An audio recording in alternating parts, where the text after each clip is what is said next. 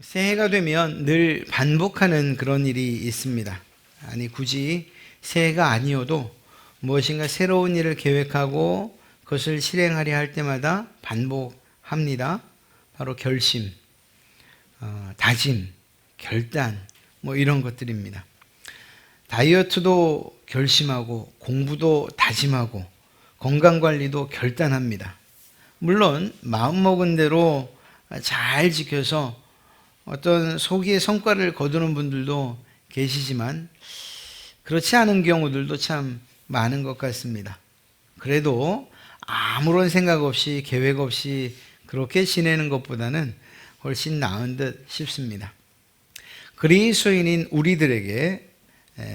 우리들에게는 이런 육신적인 혹은 세상적인 결단도 중요하지만 그건 못지않게 중요한 것이 더더욱 중요한 것이 바로 신앙이요 믿음의 결단인 줄 믿습니다.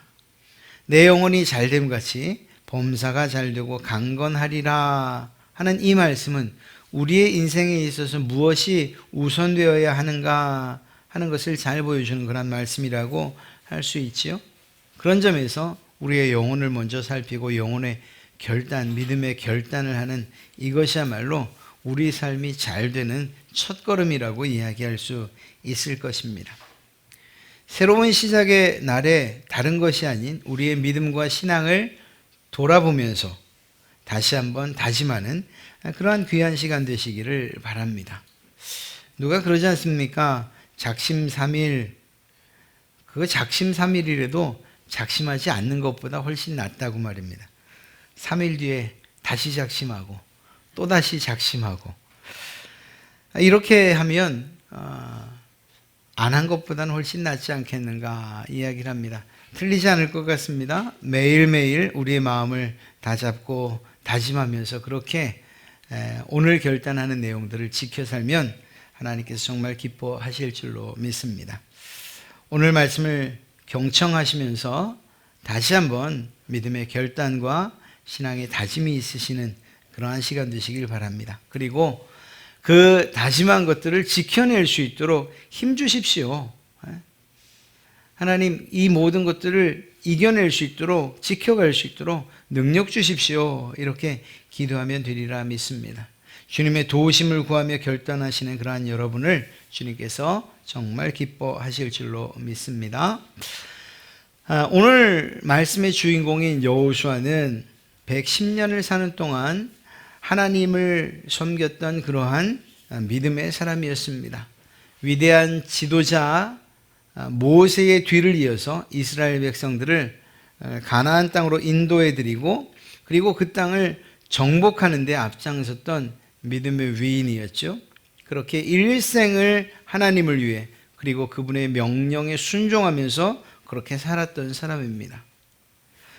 오늘 저희가 전부를 읽지는 않았습니다만 여호수아서 24장은 마지막 임종을 앞둔 여호수아가 백성을 불러 모은 후 마치 유언처럼 그들에게 반드시 있어야 할 이러한 신앙의 결단을 촉구하는 그러한 장면입니다. 그가 백성을 불러 모았던 그곳이 어디이죠? 세겜입니다. 1절 말씀을 보면 여호수아가 이스라엘 모든 지파를 세겜에 모으고라고 그렇게 기록되어 있어요. 이 세겜이라는 장소 자체는 아주 의미가 있는 이스라엘 백성들에게 있어서는 정말 잊어서는 안 되는 그러한 장소입니다. 첫 번째는 이들의 조상이라고 할 수 있는 아브라함이 하나님께 약속을 받을 때에 하나님께서 그에게 가나안 땅을 주시겠다고 약속했지 않습니까? 그 장소가 사실은 이 세겜입니다. 그런데 하나님께서 아브라함에게 약속해 주신 그 장소, 그래서 그 약속이 성취되어서 이스라엘 백성들이 그 세겜에 서 있는 거예요. 그러니까 아주 중요한 곳이라고 할 수 있죠. 또한 그들의 조상 야곱이 고향으로 돌아오면서 베델에서 하나님께 단을 쌓기 전에 이제 모든 것을 정리하겠습니다 라는 의미로 자기가 섬기던 그 모든 우상들, 가지고 있던 모든 우상들을 버리기로 결정하고 그것을 묻었던 곳이 역시 세겜입니다. 그러니까 어떤 분명한 결단이 있었던 장소이기도 하지요. 무엇보다 예전 여호수아가 가나안 정복을 처음 시작할 당시에 아이성 전투에서 패배를 하고 말지 않습니까? 이 어이없는 패배였어요. 그러나 하나님께서 깨우치시고 또 하나님께서 인도해 주신 방법대로 아이성과의 전투에서 다시금 승리를 거두게 되는데, 이렇게 승리를 거둔 후에 그냥 여느 성처럼 이겼다 환호성을 지르고 끝난 것이 아니었어요. 이스라엘 백성들을 한 곳으로 모읍니다. 그리고 그곳에서 오늘과 같은 이러한 결단의 시간을 갖습니다. 그것이 바로 에발산과 그리심산이라는 그 두 산 사이에 두고 저주와 축복의 율법의 말씀들을 다 낭독해줘요. 그건 무슨 의미겠습니까? 너희가 하나님의 말씀대로 살면 축복이요, 그렇지 않으면 저주다. 너희는 어떻게 할 것이냐, 이러한 의도였겠죠. 그곳이 바로 이 에발산이 어디에 있는가? 바로 세겜에 있는 바로 그곳입니다. 그리고 그 에발산에, 이 세겜에 있는 에발산에 모세의 율법을 기록한 돌을 세우기도 하죠. 이렇듯 이스라엘 백성들에게 있어서 이 세겜은 하나님의 약속을 다시 한번 재확인하는 곳이고, 그리고 그 약속의 말씀에 대해서 순종하겠다고, 지키겠다고 다짐하는 그러한 곳이 바로 이 세겜입니다. 그곳에 여호수아가 이 백성들을 다시금 불러 모아요. 자신이 이제 죽게 될 것을 알고 마지막 유언처럼 다시 한번 이스라엘 백성들을 결단시키고자 하는 그러한 의도였을 것입니다. 이 세겜에 모인 이스라엘 백성들을 향해서 여호수아는 꽤 긴 이야기를 합니다. 그것이 3절부터 시작되는 24장 2절부터 시작해서 우리가 읽은 14절 앞전까지의 13절까지의 이야기예요. 2절 말씀을 보면 여호수아가 백성에게 이르는데, 그리고 나서는 그 화자가 1인칭으로 됩니다. 하나님 입장에서 이스라엘 백성들에게 직접 이야기하는 것처럼 여호수아는 이야기를 시작합니다. 그래서 3절을 보면 내가 라는 말로서, 그리고 놀랍게도 이 3절부터 13절까지의 주인공, 즉 이 모든 일을 이루신 그분은 바로 내가로 표현되어 있는 하나님이에요. 3절부터 13절까지의 내가가 대략 몇 번 기록되어 있는가 체크해 보면 대략 한 14번 그 이상 아마 될 것입니다. 물론 숨겨진 주어까지 하면 뭐 말할 수 없어요. 예를 들면 이런 거죠.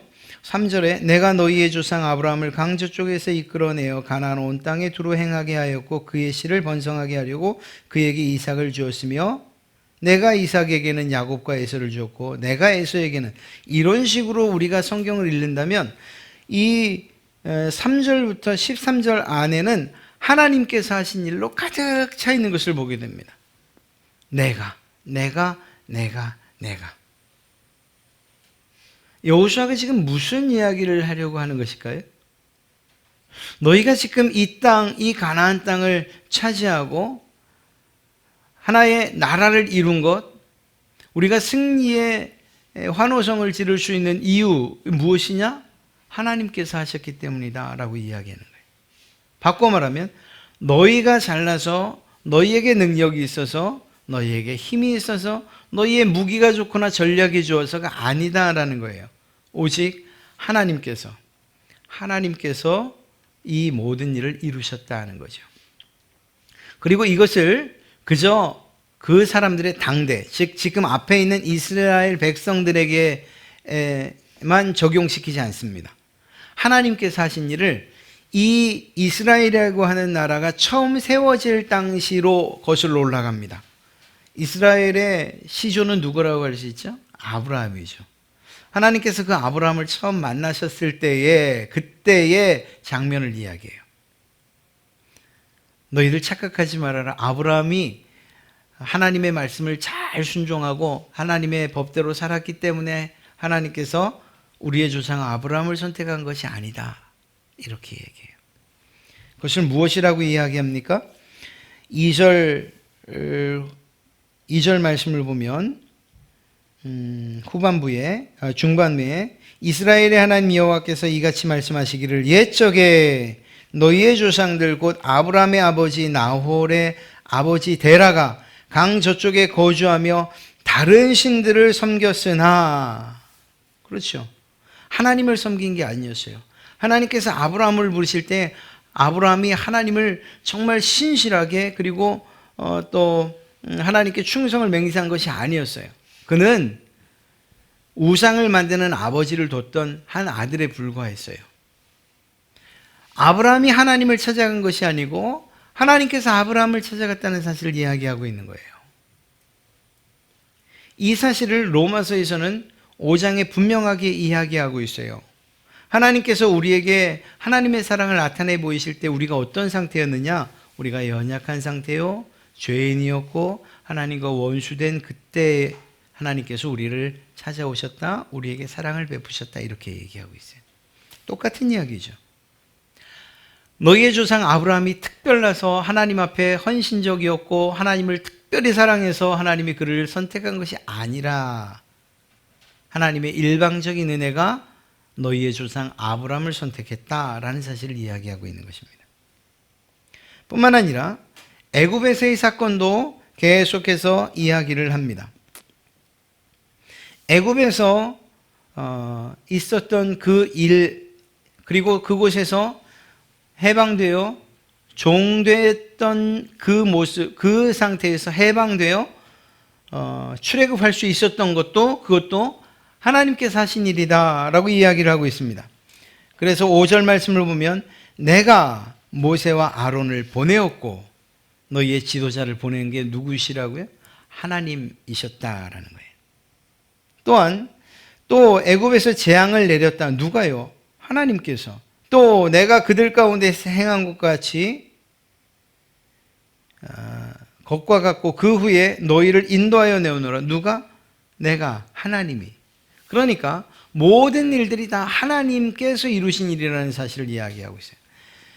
그 애굽의 종된 곳에서 이들이 해방을 맞을 수 있는 건 모세라고 생각하느냐? 그 모세 내가 보냈다라는 거죠. 그러니까 이들이 하나의 나라를 이루기 위해서 그 민족을 이룬 것도, 그리고 그곳에서 떠나와 가나안을 향했던 이 모든 것도 하나님의 계획하심과 하나님의 하신 일이라는 사실을 이야기하고 있는 거예요. 그러니까 이스라엘 백성들은 자랑할 것이 없다라는 것이죠. 오히려 애굽에서 너희가 어떤 상태였는가 여호수아는 분명하게 이야기하면 너희는 종되었던 자들이다. 이 사실은 여호수아가 어쩌면 이렇게 아주 강력하고 담대하게 이야기할 수 있을까요? 자기가 그때 종이었잖아요. 여호수아가 애굽의 종이었잖아요. 종이었던 우리를 불러내시고 그리고 인도해내시고 누가? 하나님께서 하셨다는 거예요. 40년 광야 생활은 어떻게 우리가 그렇게 잘 마칠 수 있었느냐? 물론 그조차도 불순종에 의한 것이었지만, 불신과 불순종에 의하여서 그것 때문에 40년을 다녀야 했던 것이지만, 그 40년을 광야 가운데에서 정말 인도함을 받아 이 가나안까지 오게 된 것, 이것 또한 누구의 하신 일이냐? 하나님이 하신 일 아니었더냐? 그러면서 발람의 이야기를 하죠. 또한 가나안 땅에 들어와 가나안에 있는 모든 족속들을 진멸하고 결국 이렇게 하나님께서 우리에게 주신 선물과도 같은 나라를 이룰 수 있었던 건 누구의 하신 일이냐? 하나님이 하신 일이다 이거예요. 그러니까 여호수아는 계속해서 이 사건들을 아브라함부터 그들의 조상, 그리고 애굽에서, 그리고 40년, 그리고 여리고성을, 요단강을 건너고 여리고성을 시작으로 정복한 이 일들이 가나안을 정복한 이 일들이 한마디로 말하면 너희의 자랑이 아니다라는 사실을 아주 강력하게 이야기하고 있는 거예요. 우리의 힘이 아니고 우리의 능력이 아니라는 사실을 이야기하고 있는 거예요. 그리고 나서 14절에 그러므로 라고 말하는 거예요. 무슨 의미일까요? 우리의 힘이 아니고 또 다른 어떤 신들의 도움도 아니고 우리의 능력이 아니라면, 그렇다면 우리를 이렇게 인도해 주신 그 하나님, 지금 이 자리에 서게 하신 그 하나님을 우리의 주인으로 섬겨야 되지 않겠느냐라고 하는 이러한 이야기를 전하고 싶었던 것입니다. 여호수아의 이러한 과거의 회고, 이것은 이스라엘 백성들에게만 의미 있는 일이 아니에요. 사실은 늘 말씀드리지만 하나님의 은혜를 소망하면서 우리는 앞을 보고 나아가지만 실제로 그 은혜를 경험하는 것은 우리의 살아온 인생을 돌아볼 때 하나님의 은혜를 더 크게 경험할 수 있어요. 송구영신 예배 때도 말씀드렸지만 기억하는 일이 없이는 하나님의 은혜를 우리가 마음속에 담아둘 수 없다니까요. 그래서 우리가 앞만 바라보고 우리가 소원하고 목표하는 것들에 대해서만 이야기하면 오히려 마음속에 불평과 원망이 일어나기가 쉬워요. 내가 바라는 것은 이것인데 왜 그것을 이루어주지 않으십니까? 라는 이러한 생각 때문에. 그러나 잠시 멈추시고 뒤돌아보십시오. 지난 2020년도 좋고, 아니 그보다 더 오래전이어도 상관없습니다. 하나님께서 여러분의 편에 서셔서 여러분들을 응원하시고 여러분들의 모든 아픔과 슬픔을 아시며 여러분의 눈에서 눈물을 거두어 주시던 그때를 기억해 보십시오. 하나님의 은혜가 아니고서는 도저히 넘어설 수 없었을 것 같은 그러한 장애물들과 커다란 벽, 그것을 넘던 때를 기억해 보십시오. 이스라엘 백성들의 이야기로 한다면 도저히 건널 수 없을 것 같은 그 홍해를 건널 때를 기억해야 되는 것이고요. 그 홍해를 건너기 전 이젠 죽었다 싶을 때에 놀랍게도 하나님께서 이 불기둥을 통해서 이스라엘 백성들과 애굽의 군사의 그 가운데를 갈라놓으셨던 이 놀라운 일들을 기억해야 되는 것, 그것처럼 우리 또한 마찬가지예요. 하나님께서 우리를 너무나도 사랑하셔서 우리에게 베푸신 은혜가 죽음과 삶의 길을 갈라놓으시고 눈물과 기쁨의 그 사이를 갈라놓으시고, 그래서 하나님의 은혜를 충분히 경험하며 우리로 하여금 살게 하신 것 아니냐는 거예요. 돌이켜보면 이스라엘 백성들의 모습, 여호수아가 끊임없이 이야기했던 이스라엘 백성들의 그 모습이야말로 우리 모습 아닐까요? 우리가 하나님에게 내가 널 사랑한다, 내 아들로 내 자녀로 삼으마 라고 그렇게 인정받을 만한 그러한 뭔가를 한 적이 있으십니까? 우리가 하나님의 은혜를 입을 만한 그런 자격이 있느냐는 거예요. 그렇지 않지 않습니까? 하나님 앞에 우리는 언제나 고개를 들 수 없는 그러한 상황인데 우리의 고개를 친히 들게 하시고, 그리고 우리를 아들이라고 부르시고 마치 탕자와 같이 집 나간 그래서 도저히 하나님 앞에, 아버지 앞에 설 수 없다라고 말하는 우리들을 일으켜 세우시고 옷을 입히시고 신을 입히시고 그리고 살진수를 잡아 잔치를 베풀어 주시는 그러한 하나님 아니십니까? 그렇다면 우리가 마땅히 그 하나님께 감사해야 되는 것이죠. 더 나아가서 지금 이루어 놓은 이 모든 일들이 내가 한 일입니다. 마치 자랑하듯이 그렇게 내 자랑을 늘어놓을 수는 없는 노릇이죠. 오늘 이스라엘 백성들에게 왜 여호수아가 이런 다짐을 다시 한번 시키는 걸까요?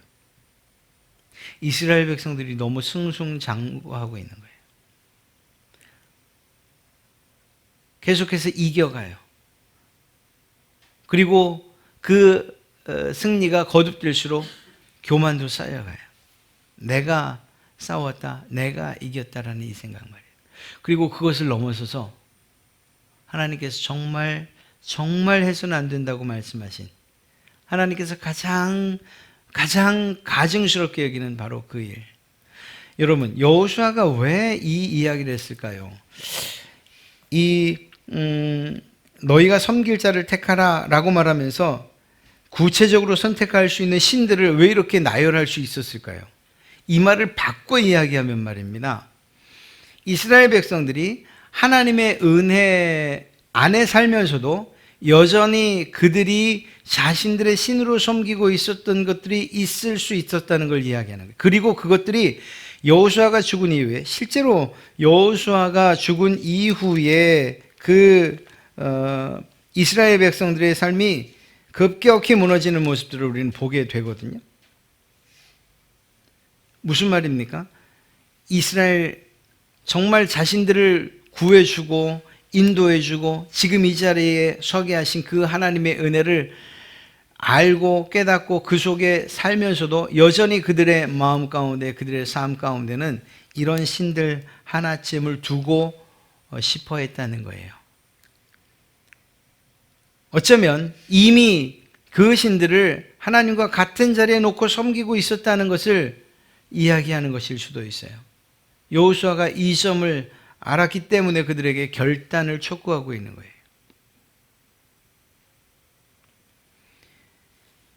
야곱이 자신의 모든 삶을 정리하기 위해서 가지고 있던 모든 우상들을 다 땅에 파묻는 그 일이 지금 다시 한번 필요하다고 여호수아는 생각했던 거예요. 하나님의 은혜임에도 불구하고 그것이 하나님의 은혜가 아니라 갈대아 우르에 있는 동안 섬겼던 강 건너편 신들을 가지고 있는지, 혹은 애굽에서 여전히 버리지 못한 그 신들을 가지고 왔는지, 혹은 아모리 사람들 지금 이 가나안 땅에 들어와서 새롭게 하나님 대신 섬길 신들을 가지고 있는지, 만약 그렇다면 그 모든 것들을 우리의 조상 야곱이 땅에 묻었던 것처럼 이제는 땅에 묻어야 된다고 이야기하고 있는 것입니다. 그리고 하나님을, 오직 그 하나님만을 섬기고 선택해야 된다고 지금 촉구하고 있는 것입니다. 여호수아의 이러한 제안을 듣고서 놀랍게도 이스라엘 백성들은 다짐을 합니다. 결단을 합니다. 여호수아가 이야기했던 그 이야기,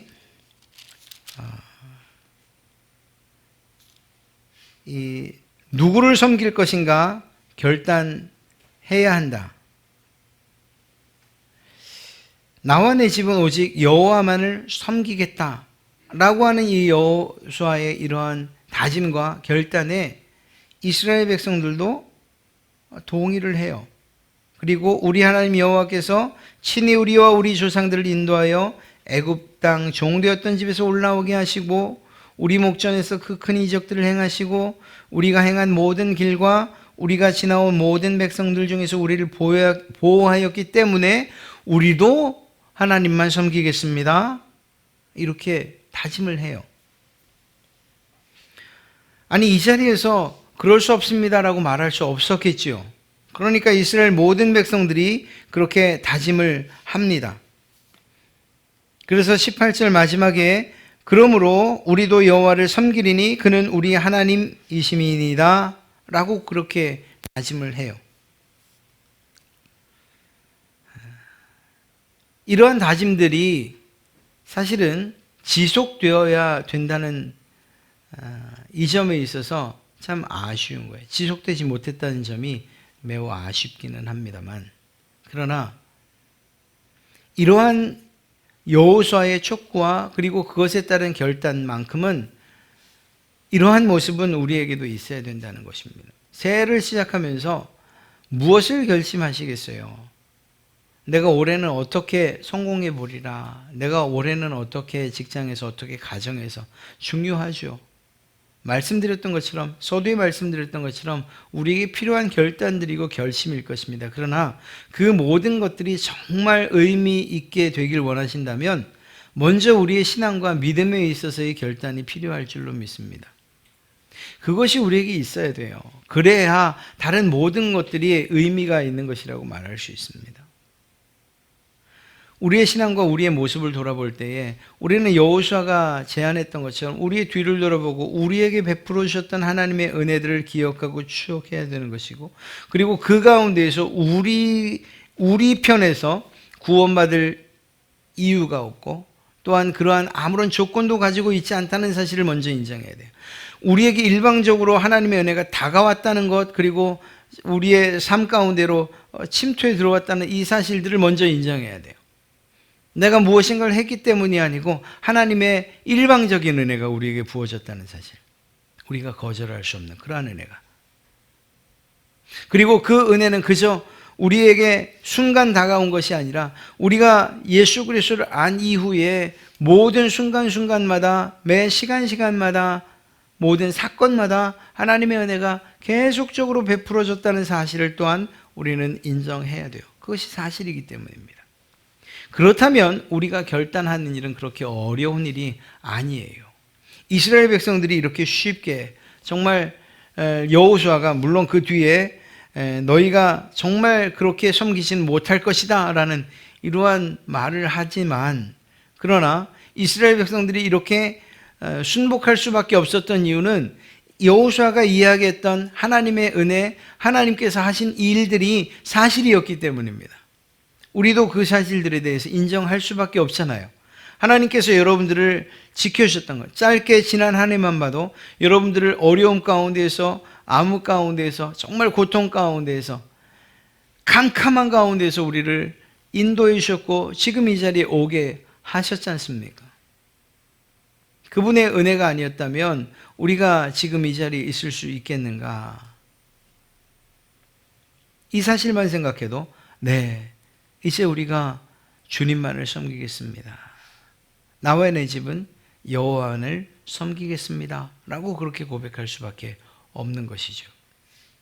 우리가 이스라엘 백성들과 달라야 될 점이 있다면 이들처럼 정말 이 대답한 지 얼마 지나지 않아서 언제 우리가 그런 말을 했던가, 하나님을 떠나고. 여러분, 여호수아 뒤에 이어지는 성경이 뭐죠? 사사기죠. 여호수아가 죽은 이후로 이 사사기가 그 내용이 어떻게 전개되어 가는가 하는 것을 우리는 잘 알고 있습니다. 그래서 실제로 사사기 1장 1절에서도 여호수아가 죽은 후에 이스라엘 자손이 여호와께 여쭈어 이르되 우리 가운데 누가 먼저 올라가서 가나안 족속과 싸우리까? 네. 이렇게 여호수아가 죽은 이후에 이스라엘 백성들이 점점 무너져가고 있는 이러한 장면들을 사사기 안에 가득 기록하고 있는 것을 보게 됩니다. 이런 점에서 우리가 하나님 앞에서 우리의 신앙과 우리의 믿음을 결단했다면, 그렇다면 적어도 믿음의 선배들로서 또 혹은 부모들로서 그 자리를 굳세게 지켜내야 한다는 사실을 잘 알 수가 있습니다. 여러분들 한 사람의 결단이 아니고 그 결단은 여러분들과 관계된 모든 사람들에게 영향을 미칠 것이기 때문이죠. 사랑하는 성도 여러분, 오늘 이 여호수아의 제안을 듣고 이스라엘 백성들이 우리가 그렇게 하겠습니다 라고 말했던 이 다짐이 우리에게도 있어야 하며, 또 이스라엘 백성들과는 다르게 이 결단과 이 결심이 유지되어 가기를 주님의 이름으로 간절히 소원합니다. 그리고 이 일은 우리의 힘만으로 되지 않는다는 사실을 우리가 정말 솔직히 고백을 해야 돼요. 성령님께서 돕지 않으시면, 정말 주님께서 우리를 돕지 아니하시면 우리가 이러한 우리의 결단들을 잠시도 유지시켜 갈 수 없기 때문입니다. 하나님만이 우리의 주인이십니다라고 말하는 것, 이것이 옳은 줄 알지만 그럼에도 불구하고 그 말씀들을, 우리가 했던 그 결단들을 잊기 쉬운 것, 이것이 우리의 연약함이기 때문인 것이죠. 한 가지 방법을 드린다면, 물론 이것도 이스라엘 백성들에게 큰 의미는 없었습니다만 22절에 스스로 증인이 되었다. 너희가 여호와를 선택하고 그를 섬기리라 하였으니 스스로 증인이 되었다라고 이렇게 말할 때에 백성들도 역시 자신들이 스스로 증인이 되었습니다 라고 말하죠. 그런데 26절을 보면 이 모든 이야기를 한 이후에 여호수아가 한 가지 일을 합니다. 그것은 바로 여호와의 하나님의 율법책에 기록된 큰 돌을 가져다가 거기 여호와의 성소 곁에 있는 상수리 나무 아래에 세워서 표를 삼은 것입니다. 이렇게 어떤 이 돌이 증거가 되도록 그렇게 돌을 세웠다라는 것입니다. 우리에게 있어서 그것이 무엇이 될지 여러분 각자에게 무엇이 될지는 알지 못하지만 여러분들이 한 결단과 그리고 그 결심을 잊지 않으려는 이러한 어떤 증거물이 분명히 필요하다는 거예요. 네. 하나님과의 만남 가운데 있었던 또는 주님께서 이루셨던 어떤 한 사건이 될 수도 있고 또 여러분들에게 주어진 어떤 한 말씀이 될 수도 있고 찬송의 어떤 한 구절이 될 수도 있어요. 분명하게 우리가 그 약속을 잊지 않으려는 이러한 증거물과 그리고 징표는 반드시 필요할 것이라는 것입니다. 그리고 이러한 노력들, 그래서 무엇인가 하나님의 약속들과 하나님의 은혜를 잊지 않으려는 이러한 노력들은 결국 여러분들로 하여금 그 신앙과 그 믿음의 결단들을 유지해 가는 데 큰 도움을 줄 것이라는 것입니다. 이렇듯이 신앙 고백은 우리의 말로만 끝나서는 안 되고 그리고 더욱 굳센 믿음 그리고 또한 그것에 대한 다짐이 있어야 되고 그 다짐을 통해서 실제적인 열매를 맺을 수 있도록 해야 하는 것인 것이죠. 백성들에게 그 돌을 세운 이후에 선포하지 않습니까? 이것이 하나님과 우리 사이에 증거가 될 것이다.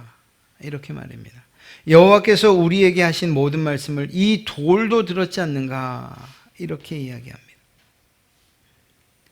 너희로 너희 하나님을 배반하지 않도록 이 돌이 증거가 되리라. 이 증거의 돌은 이스라엘 백성들의 신앙의 결단을 행동으로 나타낸 어떤 증거라고 말할 수 있습니다. 일종의 계약서와 같다고 말할 수 있고요. 실제로 이러한 증거물을 세우는 일들은 성경에 참 많이 나타나죠.